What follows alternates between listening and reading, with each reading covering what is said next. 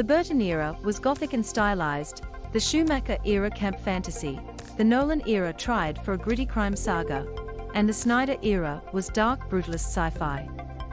Matt Reeves' upcoming The Batman, on the other hand, is trying something else again, grounded and gritty detective noir.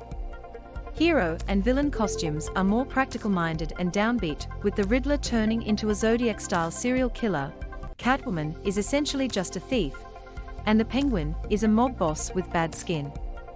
Should a sequel go forward, expect that grounded approach to continue even if it incorporates some of the wilder characters from the Rogues Gallery. Speaking with Collider recently, Reeves discussed keeping things real. In my view, I just feel drawn to finding the grounded version of everything. So to me, it would be a challenge in an interesting way to try and figure out how that could happen, even the idea of something like Mr. Freeze. That is such a great story, right? I think there's actually a grounded version of that story, which could be really powerful and could be really great.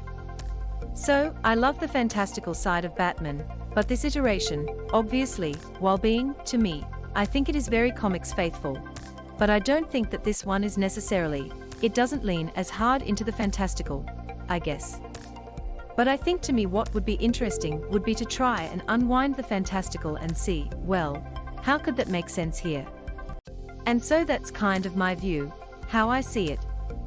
The film star Robert Pattinson recently told Den of Geek the villains he has in mind for a sequel should it happen.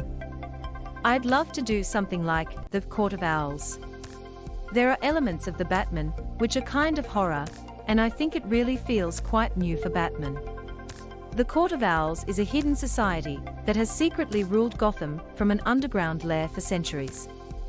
Though portrayed in Fox's Gotham and the upcoming Gotham Knights, they haven't been used on the big screen before.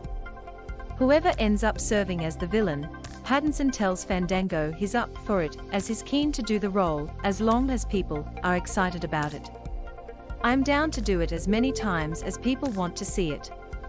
I've talked to Matt about the idea of doing a trilogy, and that would be wonderful.